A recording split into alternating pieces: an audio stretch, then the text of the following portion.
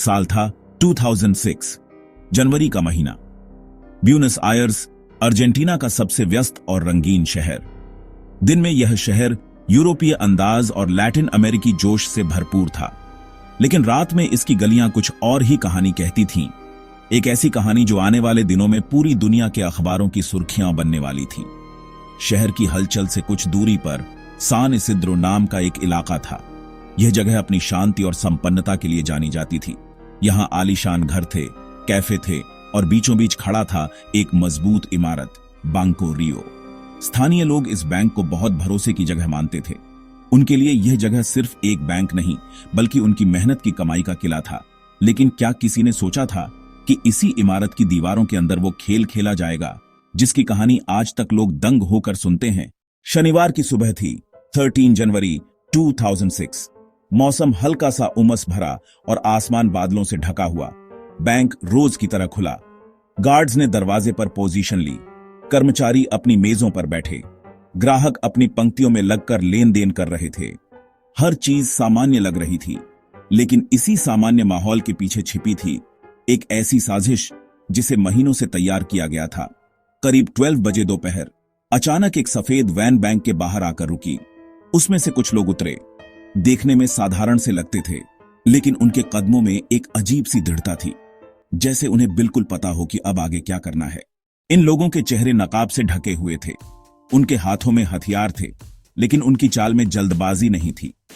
वे ऐसे अंदर दाखिल हुए जैसे ये इमारत उनकी अपनी हो। बैंक के अंदर खड़े गार्ड्स ने उन्हें रोकने की कोशिश की, लेकिन हथियारों की नोक देखकर वे पीछे हट गए। कुछ ही पलों में पूरा बैंक उनके कब्जे में था। कर्मचारियों और ग्राहकों में अफरा तफरी मच गई। कुछ ने चिल्लाने की कोशिश की, लेकिन मुखौटा पहने उन आदमियों ने सख्त आवाज में सबको शांत रहने का इशारा किया। Esto es un asalto। मतलब यह डकैती है। लेकिन जो हुआ वह किसी आम डकैती जैसा नहीं था। आमतौर पर बैंक डकैती में लुटेरे तुरंत तिजोरी की ओर भागते हैं, जल्दी से कैश लूटते हैं और भाग निकलते हैं। लेकिन यहां मामला अलग था। ये लोग आराम से सोची समझी चाल के साथ आगे बढ़ रहे थे। ऐसा लग रहा था जैसे उनके पास वक्त की कोई कमी नहीं हो। उन्होंने बैंक के दरवाजे बंद कर दिए, बाहर से अंदर आने वाला रास्ता रोक दिया। सभी ग्राहकों और कर्मचारियों को एक कमरे में ले जाकर शांत बिठा दिया। आश्चर्यजनक बात यह थी कि इन लुटेरों का व्यवहार हिंसक नहीं था। वे चिल्ला तो रहे थे, लेकिन किसी को नुकसान नहीं पहुंचा रहे थे। कुछ ही मिनटों में पुलिस को खबर मिल गई कि बैंक पर हमला हुआ है। देखते ही देखते बैंक के चारों ओर पुलिस वैन, गाड़ियां और स्पेशल फोर्सेज की टीमें तैनात हो गईं। मीडिया भी वहां पहुंच गया। कैमरे लाइव प्रसारण कर रहे थे। पूरा देश इस घटना को टीवी पर देख रहा था। पुलिस ने तुरंत लुटेरों से संपर्क करने की कोशिश की। फोन के जरिए बातचीत शुरू हुई। तुम्हें क्या चाहिए? पुलिस अधिकारी ने पूछा। अंदर से जवाब आया, हमें समय चाहिए और कुछ नहीं। अगर हमारे कहे अनुसार किया गया तो किसी को नुकसान नहीं होगा। यह सुनकर पुलिस हैरान रह गई। आमतौर पर डकैत पैसे की मांग करते हैं, भागने के लिए गाड़ी या हेलीकॉप्टर की डिमांड करते हैं, लेकिन यहां सिर्फ समय मांगा जा रहा था। आखिर क्यों? करीब 5 घंटे तक यह सिलसिला चलता रहा। लुटेरे अंदर बंधकों को बैठाए रखते, कभी कभी उनसे बातचीत करते और पुलिस को फोन पर आश्वासन देते कि सब सुरक्षित है। बाहर मीडिया इसे लिव हाइस्ट कह रहा था। हर चैनल पर बस बांको रियो की ही तस्वीरें थीं। लोग अपने घरों में टीवी से चिपके बैठे थे। बच्चों से लेकर बुजुर्ग तक सब सोच रहे थे, अब आगे क्या होगा। शाम होते होते पुलिस को शक होने लगा कि कहीं यह कोई जाल तो नहीं, लेकिन वे कुछ कर नहीं सकते थे क्योंकि अंदर 20 से ज्यादा बंधक थे। अगर पुलिस ने जबरदस्ती की तो उनकी जान जा सकती थी। करीब 7 बजे शाम को अचानक अंदर से एक और फोन आया। हम कुछ बंधकों को छोड़ने वाले हैं, दरवाजा खोलने के लिए तैयार रहो। पुलिस ने राहत की सांस ली। थोड़ी देर बाद दरवाजा खुला और कुछ बंधक बाहर आ गए। वे डरे हुए थे, लेकिन सुरक्षित थे। उन्होंने पुलिस को बताया कि अंदर लुटेरे उन्हें डरा नहीं रहे थे, बल्कि सामान्य तरीके से बिठाकर पानी पिलाकर रखे हुए थे। यह सुनकर पुलिस और भी उलझन में पड़ गई। क्या कोई लुटेरा इतना नरम हो सकता है? लेकिन असली खेल तो अभी बाकी था। रात करीब 9 बजे अचानक बैंक के अंदर से कोई आवाज नहीं आई। न फोन बजा, न बातचीत हुई। पुलिस को शक हुआ। उन्होंने तुरंत टीम को अंदर भेजा। जब दरवाजा तोड़कर पुलिस अंदर दाखिल हुई तो नजारा देख उनके होश उड़ गए। बैंक के अंदर बंधक तो मौजूद थे, लेकिन लुटेरे गायब थे। सभी बंधक सुरक्षित बैठे थे, तिजोरियों के दरवाजे खुले थे और बैंक के अंदर करोड़ों डॉलर नकद और कीमती गहने गायब थे। पुलिस हैरान थी। इतने सारे हथियारबंद लुटेरे, इतने बंधक, इतना हंगामा, और अचानक ऐसे कैसे गायब हो सकते हैं? तभी उन्हें बैंक के तहखाने में एक सुराग मिला। जमीन में एक बड़ा सा छेद, उस छेद से नीचे जाने वाली एक सुरंग। हां, असल खेल यही था। दरअसल महीनों पहले इन लुटेरों ने बैंक के नीचे सुरंग खोदना शुरू किया था। बड़ी सावधानी और गुप्त तरीके से उन्होंने नाले और भूमिगत पाइपलाइन का इस्तेमाल करके बैंक की तिजोरी तक पहुंचने का रास्ता बनाया। डकैती के दिन उन्होंने पूरे आत्मविश्वास से बैंक पर कब्जा किया। बंधकों को ढाल बनाकर पुलिस को बाहर रोक दिया। इस दौरान वे तिजोरी का माल सुरंग के रास्ते बाहर निकालते रहे। जब सब कुछ निकाल लिया गया तो वे उसी सुरंग से गायब हो गए और पुलिस बाहर खड़ी रह गई, यह सोचते हुए कि अंदर अब भी लुटेरे मौजूद हैं। उस रात को इतिहास ने दर्ज किया। बैंको रियो हाइस्ट अर्जेंटीना ही नहीं बल्कि दुनिया के सबसे मशहूर बैंक डकैतियों में से एक। पुलिस जब उस सुरंग के पास पहुंची तो उनकी आंखों पर यकीन नहीं हो रहा था। यह कोई साधारण सुरंग नहीं थी, मानो किसी इंजीनियर ने महीनों तक इसकी रूपरेखा तैयार की हो। दीवारें मजबूती से लकड़ी और लोहे की चादरों से ढकी थीं। अंदर हवा और रोशनी के लिए पाइप लगाए गए थे। यहां तक कि बिजली के छोटे बल्ब भी लगाए गए थे ताकि काम करने में आसानी हो।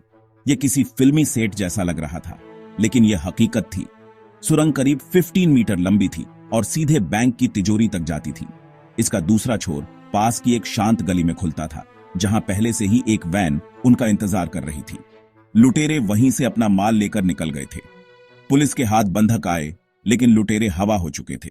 मीडिया ने इसे हाइस्ट ऑफ द सेंचुरी का नाम देना शुरू कर दिया। अगले दिन अखबारों की सुर्खियां थीं, लैड्रोन्स फैंटास्मास, भूत जैसे चोर, एक सुरंग और बैंक खाली, पुलिस के सामने हुआ सबसे बड़ा खेल। पूरा अर्जेंटीना इस घटना से हिल चुका था। लोग सोच रहे थे कि आखिर ऐसा कैसे हो सकता है। इतने सख्त सुरक्षा इंतजाम, बैंक की तिजोरी, पुलिस का घेरा, सब बेकार साबित हो गया। धीरे धीरे इस डकैती के बारे में और खुलासे होने लगे। बताया गया कि लुटेरों ने करीब 70 लॉकर तोड़े थे और उनमें से गहने, कैश, डॉलर और बॉन्ड्स मिलाकर लगभग $20 मिलियन का माल ले गए। लेकिन सबसे हैरानी की बात यह थी कि बंधकों ने बताया, लुटेरे बहुत सभ्य थे। वे हमें डरा नहीं रहे थे। हमें पानी, खाना, यहां तक कि बाथरूम जाने की इजाजत भी दे रहे थे। उन्होंने कहा था कि हम पैसे ले रहे हैं, तुम्हारी जिंदगी नहीं। एक बंधक ने यहां तक कहा कि जाते जाते लुटेरों ने उन्हें हंसकर अलविदा कहा।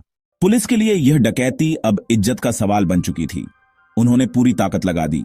बैंक के आसपास के सीसीटीवी फुटेज खंगाले गए, गवाहों से पूछताछ हुई, लेकिन लुटेरे ऐसे गायब थे मानो जमीन निगल गई हो। धीरे धीरे एक नाम सामने आने लगा, फर्नांडो अराउजो। यह व्यक्ति कोई आम आदमी नहीं था। एक कलाकार था, मूर्तियां बनाता था, लेकिन साथ ही वह बेहद तेज दिमाग वाला और योजनाबद्ध सोच रखने वाला इंसान था। पुलिस को शक हुआ कि यह मास्टरमाइंड हो सकता है। जांच में पता चला कि उसने महीनों तक इस इलाके का नक्शा बनाया था, पानी की पाइपलाइन और नालों का सर्वे किया, तिजोरी की बनावट का अध्ययन किया और फिर अपनी टीम चुनी। हर वो आदमी जो इस काम में किसी न किसी तरह से मदद कर सकता था। उसकी टीम में थे एक एक्स रग्बी खिलाड़ी ताकत के लिए, एक इंजीनियर सुरंग की डिजाइन के लिए, एक इलेक्ट्रिशियन लाइट और वायरिंग के लिए, और कुछ पुराने क्रिमिनल जिनके पास बैंक लॉकर तोड़ने का अनुभव था। यह पूरी टीम महीनों तक गुप्त रूप से मिलती रही। उन्होंने सुरंग खुदाई का काम रात के वक्त किया ताकि कोई आवाज सुन न सके। मिट्टी को बैग में भरकर गुप्त जगहों पर फेंका गया। हर स्टेप सोचा समझा था। डकैती के दिन उन्होंने पुलिस को गुमराह करने के लिए बंधक बनाए ताकि सबको यही लगे कि मामला आम हॉस्टेज सिचुएशन है, जबकि असली खेल तिजोरी में हो रहा था। लेकिन पुलिस की मेहनत आखिरकार रंग लाई।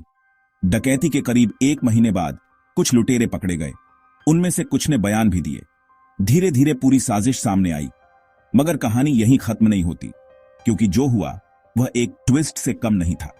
डकैती के बाद टीम ने जो माल बांटा उसमें बराबरी नहीं हुई, किसी को ज्यादा किसी को कम, और यही चीज बनी उनके बीच दुश्मनी का बीज। कुछ समय बाद टीम के ही एक सदस्य ने पुलिस से गुप्त डील कर ली। उसने बाकी साथियों के बारे में बता दिया और फिर एक एक करके गिरफ्तारियां शुरू हुईं। लेकिन सबसे मजेदार बात यह थी कि ज्यादातर पैसे कभी मिले ही नहीं। पुलिस लाख कोशिशों के बाद भी सिर्फ थोड़ी रकम ही बरामद कर पाई। बाकी सब माल गायब रहा। आज भी माना जाता है कि यह पैसा लुटेरों के परिवारों और गुप्त ठिकानों तक पहुंच चुका था। यह पूरी घटना अर्जेंटीना की जनता के लिए किसी रोमांचक फिल्म जैसी थी। आम लोग कहते थे, उन्होंने सरकार या आम लोगों को नुकसान नहीं पहुंचाया, बस अमीरों के लॉकर से पैसा निकाला। कुछ लोग उन्हें हीरो मानने लगे, जैसे रॉबिन हुड। मीडिया ने इस घटना को रोमांटिक अंदाज में पेश किया। अखबार लिखते थे, बिना गोली चलाए सबसे बड़ी चोरी, पुलिस को शतरंज की बाजी में मात। डकैती के कुछ हफ्तों बाद ब्यूनस आयर्स की गलियों में एक अजीब सी बेचैनी थी। पुलिस हर कोने पर चेकिंग कर रही थी। बैंकों की सुरक्षा अचानक दोगुनी कर दी गई थी। लेकिन जनता की नजर में कहानी बिल्कुल अलग थी। लोग इस डकैती को एक तरह से मास्टरपीस कह रहे थे। आम आदमी, जिसे रोज बैंकों और सिस्टम की दिक्कतों से गुजरना पड़ता था, उसने लुटेरों में एक अजीब सी कला देखी। उन्होंने बिना किसी खून खराबे के काम किया, पुलिस को बेवकूफ बनाया और करोड़ों लेकर चले गए। यह सिर्फ एक डकैती नहीं रही थी, बल्कि समाज की गहराइयों में छिपे गुस्से और सपनों का आईना बन चुकी थी। लेकिन असली कहानी अभी शुरू हो रही थी। फर्नांडो अराउजो और उसकी टीम डकैती के बाद छुप गए। सबको हिस्से दिए गए, लेकिन इतनी बड़ी रकम को छुपाना और संभालना आसान नहीं था। टीम के कुछ लोग मौज मस्ती में पैसा उड़ा रहे थे। किसी ने नई कार खरीदी, किसी ने महंगी घड़ी, और पुलिस के लिए ये छोटी छोटी बातें बड़ी सुराग बन गईं। एक दिन टीम का एक सदस्य रुबेन शराब के नशे में अपने दोस्तों से शेख ही बघार बैठा। हमने बैंक को छूना लगाया, पुलिस आज तक ढूंढ रही है और हमें नहीं पकड़ पाई। यही उसकी सबसे बड़ी गलती थी। पुलिस को मुखबिरी मिली और धीरे धीरे धागे खुलने लगे। टीम में एक सदस्य था, बोलीवर, जिसे हमेशा लगता था कि उसका हिस्सा कम मिला है। उसके मन में जलन बैठ चुकी थी। मुझे आपको सब बताऊंगा, लेकिन मुझे इम्यूनिटी चाहिए। और यहीं से शुरू हुआ हाइस्ट टीम का पतन। बोलीवर ने बताया कि सुरंग कहां से शुरू हुई थी, किसने नक्शा बनाया था और पैसा कहां छुपाया गया।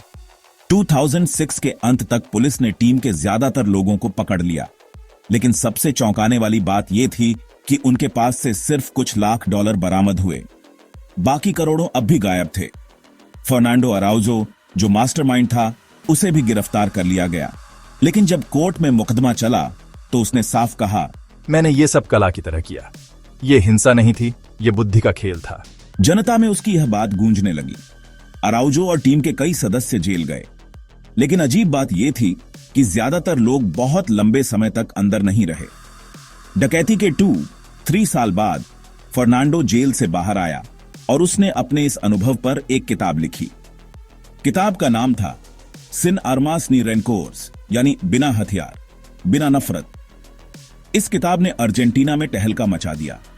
लोग पन्ना पन्ना पढ़ते और सोचते कि क्या वाकई ऐसा हो सकता है कि कोई इतनी सूझबूझ से बैंक लूट ले और खून की एक बूंद भी न गिरे। धीरे धीरे यह डकैती क्राइम से ज्यादा एक लेजेंड बन गई। टीवी चैनल और अखबारों ने भी इस कहानी को रोमांटिक बना दिया। इंटरव्यू में जब अराउजो से पूछा गया कि उसने क्यों किया, तो उसने मुस्कुराकर जवाब दिया, क्योंकि मैं कर सकता था। पुलिस ने सालों तक कोशिश की कि चोरी हुआ पूरा पैसा मिले, लेकिन आज तक सिर्फ थोड़ी सी रकम ही बरामद हो सकी। बाकी करोड़ों कहां गए, कोई नहीं जानता। कहा जाता है कि कुछ हिस्सा परिवारों तक पहुंच गया, कुछ काले बाजार में बदल गया और कुछ अब भी कहीं दबा पड़ा है। बैंको रियो हेस्ट को लोग आज भी हाइस्ट ऑफ द सेंचुरी कहते हैं, क्योंकि इसमें हर वो चीज थी जो एक परफेक्ट क्राइम में होनी चाहिए। महीनों की प्लानिंग, सुरंग की अद्भुत इंजीनियरिंग, पुलिस को चकमा देने की रणनीति और सबसे बड़ी बात, बिना खून खराबे का खेल। यह सिर्फ डकैती नहीं थी, यह दिमाग और साहस की बाजी थी। 2010 के दशक में इस डकैती पर डॉक्यूमेंट्री और फिल्में बनी। नेटफ्लिक्स और अर्जेंटीना की सिनेमा इंडस्ट्री ने इसे पर्दे पर उतारा और दर्शकों ने इसे हाथों हाथ लिया। लोग कहते थे, अगर यह कहानी फिल्मी स्क्रिप्ट होती तो शायद निर्देशक इसे बहुत अविश्वसनीय कहकर ठुकरा देता, लेकिन असल जिंदगी में यह सच हुई। आज भी जब अर्जेंटीना की गलियों में कोई इस डकैती का जिक्र करता है तो सवाल वहीं उठता है, आखिर वो करोड़ों कहां गए? शायद ये रहस्य कभी नहीं सुलझेगा, और यही रहस्य इस कहानी को और भी दिलचस्प बना देता है। 2006 का बैंको रियो हाइस्ट सिर्फ एक बैंक डकैती नहीं थी, यह इंसानी दिमाग की सीमाओं को लांघने वाली कहानी थी। उन्होंने न गोलियां चलाईं, न खून बहाया, लेकिन फिर भी पूरी दुनिया को हिला दिया। और आज भी उनके गायब करोड़ों का राज अर्जेंटीना की गलियों में गूंजता है। शायद कुछ रहस्य कभी सुलझने के लिए नहीं होते,